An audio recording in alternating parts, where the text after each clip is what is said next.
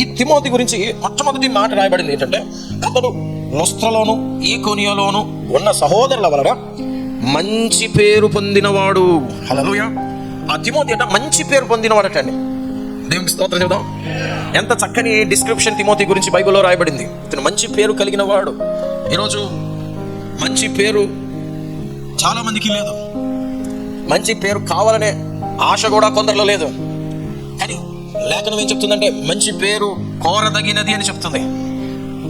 గొప్ప ఐశ్వర్యము కంటే, వెండి బంగారముల కంటే మంచి పేరును దయను కోరదగినవట. హల్లెలూయా. మంచి పేరు ఉండాలి మనకు. ధనము ఉన్నా లేకపోయినా పేరు మాత్రం కంపల్సరీ. ఈ తిమోతికి మంచి పేరు ఉందటండి. అందరి వలన ఊర్లో, ఆ చుట్టుపక్కల గ్రామాల్లో ఎవరి దగ్గరికి వెళ్ళి ఆయన పేరు చెప్పినా ఫలానా తిమోతి అంటే చాలా మంచి వ్యక్తి అని వాళ్ళు చెప్పగలిగిన సాక్ష్యం ఆయన సంపాదించుకున్నాడు. ఈ రోజు పిల్లరా, తిమోతి ద్వారా మనం కూడా అది నేర్చుకోవాలి. ఒక మంచి పేరును నువ్వు సాధించే వ్యక్తివి ఉన్నావా? ఒక మంచి పేరు నీకుందా? నీ ఊర్లో, నీ ఇంటిలో, నీ బంధువుల మధ్యలో, నీ స్నేహితుల మధ్యలో, సంఘములో నీకు ఒక మంచి పేరుందా? You have a good name.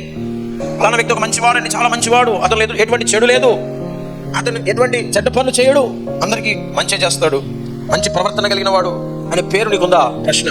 ఒక మంచి భర్త అనే పేరు నీకుందా? చాలా చక్కగా చూసుకుంటాడు, ఆ భార్యకు ఎటువంటి నొప్పి కలగకుండా అన్ని కూడా చక్కగా ప్రేమతో చూసుకునే మంచి భర్త దొరికాడు అనే పేరు ఉన్నదా?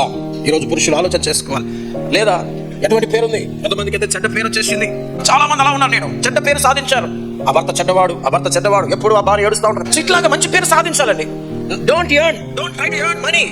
ధనము సంపాదన కొరకే మనం ఆలోచన చేయదు. ఎప్పుడు కూడా మీ ధనం పరలోకంలో సంపాదించుకోండి, అక్కడ చిమెట పట్టదు, తుప్పు పట్టదు, దొంగలరు అని ప్రభు చెప్పాడు. మీ ధనం కేవలం భూమి మీద సంపాదించడం కోసం మాత్రమే బ్రతకండి అని చెప్పాడు. భూమి మీద ధనము శాశ్వతమైనది కాదు, కానీ ఒక మంచి పేరు మాత్రం శాశ్వతంగా నిలిచిపోతుంది. హల్లెలూయా. ఈ మంచి పేరు సంపాదించడానికి ప్రయత్నం చేయాలి. ఒకవేళ మీకు దేవుడు ధనం ఇచ్చాడు, విస్తారమైన ధనం ఇచ్చాడు, మంచి క్రియలు చేయండి, నలుగురికి ఉపయోగపడే పని చేయండి, అప్పుడు మీకు మంచి పేరు వస్తుంది. హల్లెలూయా. ఒక మంచి పేరు వస్తుంది.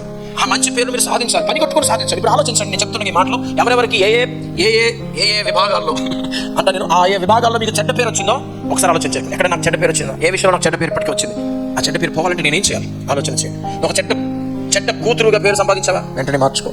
ఓకే, ఎలాగ నేను చెడ్డ పేరు సంపాదించాను జనాల్లో? నువ్వు ఒక మోసగాడివిగా, ఒక దొంగగా, ఒక అబద్ధం ఆడేవాడివిగా, ఇలా ఒక పేరు ఒక రౌడీగా కూడా పేరు సంపాదించాను. రౌడీగా పేరు వచ్చింది వాళ్ళకి పేరు. సరే, ఇంతకుముందు జమానాలలో వచ్చింది. ఇప్పుడు మార్చుకోవాలి. ఇప్పుడు ఏం చేయాలండి? మారిపోవాలి. హల్లెలూయా.